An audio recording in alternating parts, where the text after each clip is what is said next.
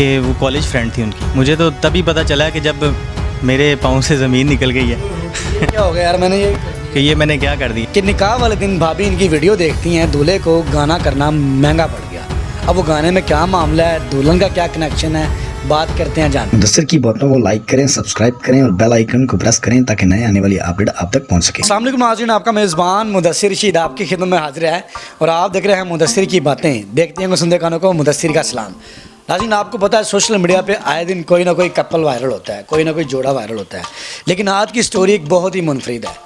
Couple बनने से पहले ही अधूरी कहानी। आज हमारे साथ मौजूद है अधूरे दूल्हा साहब, जिनकी स्टोरी कुछ यूँ है कि निकाह वाले दिन भाभी इनकी वीडियो देखती हैं, दूल्हे को गाना करना महंगा पड़ गया।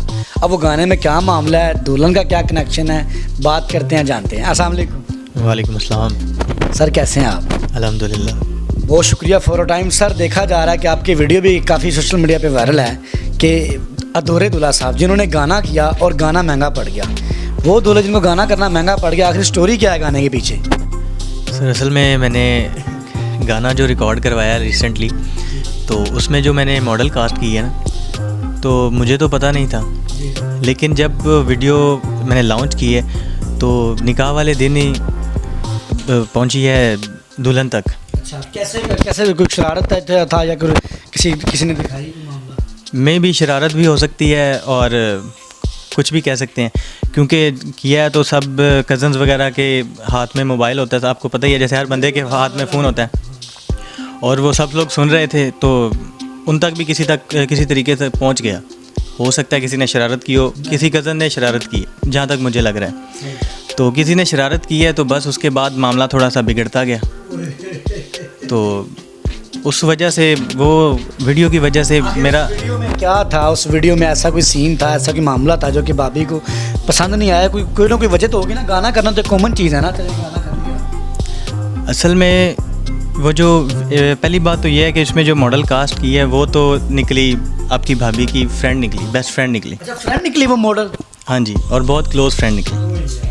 अब मुझे इस बात का थोड़ी ना पता था कि वो मॉडल बन जाएगी या क्या सीन है, मुझे नहीं पता था। सही है। तो पहला इशू ये निकला, और दूसरा कुछ उसमें मतलब डायरेक्टर की रिक्वायरमेंट्स के हिसाब से ना कुछ सीन्स ऐसे मुझे करने पड़े कि यार सॉन्ग ऐसा है तो सीन्स भी वैसे ही करने हैं। सही है। तो वो आपकी भाभी को बिल्कुल पसंद नहीं आई। मतलब आपको वो मॉडल कास्ट करनी और उस मॉडल के साथ सीन करने वो महंगे पड़ गए, और वो जो मॉडल है वो एक रैंडमली एक इत्तेफाकन वो थी दोस्त भाभी की, कहीं और स्कूल थी। ऐसे ही है, और ये हुआ भी कोइंसिडेंट है कि वो कॉलेज फ्रेंड थी उनकी। तो इस बात का मुझे तो इल्म नहीं ना कि मतलब क्या सीन है। मुझे तो तभी पता चला कि जब मेरे पाँव से ज़मीन निकल गई है क्या हो गया यार, मैंने ये कर दिया कि ये मैंने क्या कर दिया। असल में मैंने तो अपनी तरफ से ये काम जो कर रहा था ना, मतलब सरप्राइज़ ही था कि मैंने सरप्राइज़ देना था, ऑलरेडी किसी को नहीं बताया हुआ था इसीलिए। लेकिन मैं खुद सरप्राइज़ हो गया जब मैंने ये सबको सरप्राइज़ दिया ना, तो मैं खुद सरप्राइज़ हो गया। ये उन्हें पता था ये कि शौक़ है सिंगिंग का, ठीक है, लेकिन ऑफिशियली काम नहीं मैंने किया हुआ था। यानी आप उनको भाभी को सरप्राइज़ देना चाहते थे, लेकिन वो सरप्राइज़ उल्ट हो गया। हाँ जी, ये ऑफिशियली सरप्राइज़ देना चाह रहा था मैं, लेकिन मैं खुद सरप्राइज़ हो गया। तो बाकी मामला आपको मैंने बताया है कि ये सीन।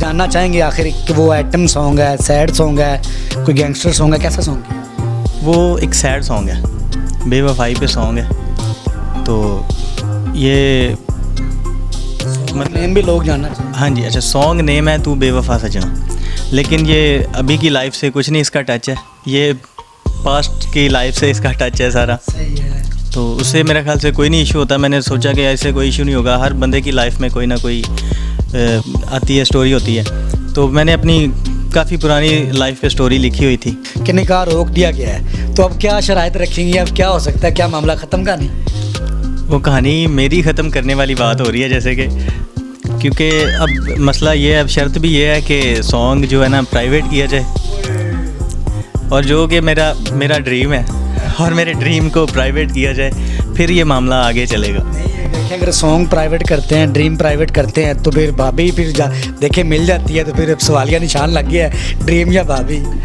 असल में ना मेरे लिए दोनों चीज़ें ना सेम इम्पोर्टेंस की है जितनी आपकी भाभी इम्पोर्टेंट है, उतना ही मतलब मेरे लिए ना ये मेरा जो ड्रीम्स है ना वो मेरे लिए उतने इंपॉर्टेंट है। अब मैं खुद सोच में पड़ा हूँ कि ये क्या करना है कि अपनी लड़की के लिए कहते हैं यार भाई जो लड़की कहेगी हम तो वही करेंगे, तो नाराज़ ही अब आपकी भाभी, अब क्या कर सकते हैं। तो फिर फैमिलीज़ के क्या कमेंट्स चल रहे हैं? दोनों फैमिलीज़ की कोई कोलैब होना चाह रहे हैं कि चलें यार किसी को बात ख़त्म करें, या ऑनेस्टली ऑन स्क्रीन बताएं अगर भाभी देख रही हैं तो ठीक है, प्राइवेट करने का प्लान है। देखिए यार मेरा ख्याल है भाभी की इम्पोर्टेंस ज़्यादा है, लाइफ स्टाइल है, फ्यूचर स्टाइल है। बिल्कुल ऐसे ही है, उनकी इम्पोर्टेंस ज़्यादा है। तो लेकिन अभी देखेंगे आगे क्या होता है, अभी मुझे कुछ नहीं समझ आ रहा कि करना क्या है। कोठी कारां बदले नी मुहब्बत रोज़ विकदी ए, हुण प्यार रिहाना दुनिया ते गल जिस्मां ते ही मुकदी ए। अजकल सहबा पैसे दी इत्थे मिर्जे लुट गए कई, तू बेवफा सजना तैनू दिल विच रखना नहीं, तू बेवफा सजना तैनू दिल विच रखना नहीं। क्या कहना है अरमान सर, क्या कहना